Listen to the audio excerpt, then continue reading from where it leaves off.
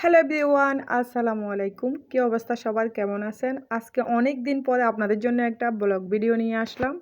কেমনি কেমনি সময় চলে যায়, ব্লগ ভিডিও দেওয়ার টাইমও হয় না, তেমন ভিউসও হয় না। তাও চেষ্টা করি, যেহেতু ইদানিং বেশি ব্যস্ত সেই জন্য আমি ব্লগ ভিডিও দিচ্ছি না, একদমই রিলস দিচ্ছি ছোটো ছোটো।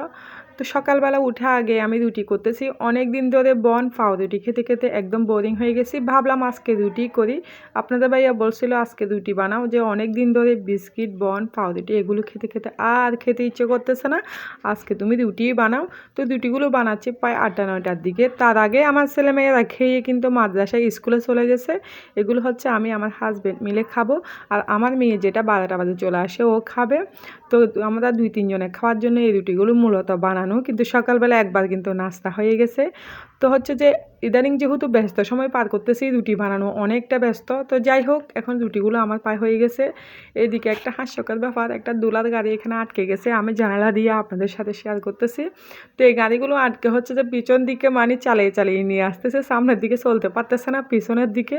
তো আমি আপনাদের সাথে শেয়ার করতেছি। আর এই জায়গাটার ভিউটা এতটা সুন্দর, কি বলবো। আমি বসে বসে এদিকে কাপড় সেলাই করি আর ভিউটা দেখি, অনেক অনেক ভালো লাগে। ছেলেরা বিকাল হলে এখানে ফুটবল খেলা খায়, এটাও অবশ্য ভালো লাগে। তো যাই হোক, আজকে অনেক দিন পরে মেয়ে বলতেছিল আম্মু আজকে আলু ভাজি করো, যেহেতু অন্য কোনো তরকারিও নাই বাসায়, সেই জন্য আলু ভাজিটা করতেছি।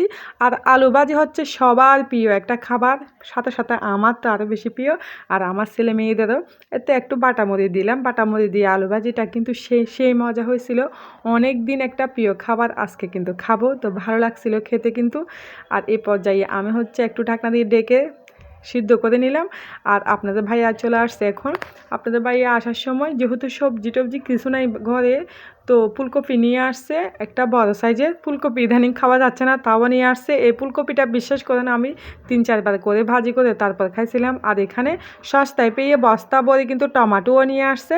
তো টমাটোগুলো একদম মানে ভালো ভালো দেখতে, আর অনেক বড় বড়, ভর্তা খেতে কিন্তু আরাম হবে। এদিকে আলু ভাজিটা আমার কমপ্লিট হয়ে গেছে, ধনেপাতা দিয়ে দিলাম।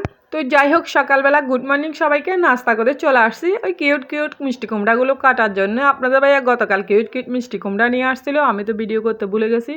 কিউট মিষ্টি কুমড়াগুলো আমি ভাজি করতে আসছি। এগুলো মনে হয় কাঁচামরিচ বেশি করে দিয়ে ভাজি করলে আহা সে স্বাদ হবে কিন্তু, সেজন্য তাড়াতাড়ি কেটে ফেললাম। আর এদিকে আজকে ভাবছি টমেটোর ভর্তা করবো বেশি করে, যেহেতু সস্তা পেয়ে বস্তা ভরে টমেটো নিয়ে আসছে, বেশি করে কাঁচামরিচ দিয়ে দিছি। কিন্তু এই টমেটোর ভর্তাগুলো খেয়ে এগুলো হচ্ছে মুখে স্বাদ, ফেটে গেলে বিষ, কি আর বলবো।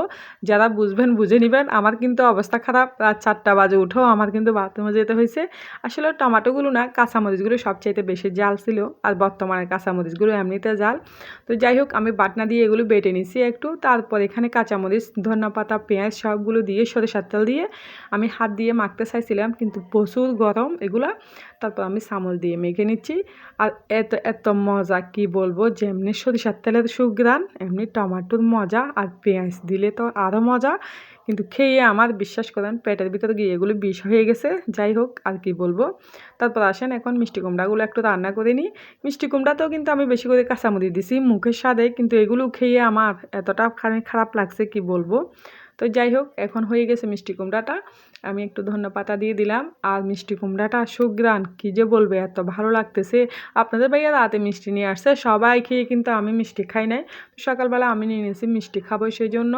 তো আমি এখান থেকে মিষ্টি খেয়ে নিলাম। আর এখানে সকালের জন্য নাস্তা, আর সরি এগুলো আমি রাতে ভিডিও করেছিলাম।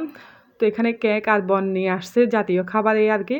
পরে সকালবেলা আপনাদের ভাইয়াকে কয়টা বিরিয়ানি ভাত দিলাম, পাশের বাসায় বিয়ে হয়েছিল, বিরিয়ানি ভাত আমি রান্না টান্না করে দিয়েছিলাম, সেই জন্য আমাকে সারটা দিছে। আপনারা আবার কিছু মনে করি না। তো আজকে পর্যন্ত সবাই ভালো থাকবেন, সুস্থ থাকবেন, আল্লাহ হাফেজ।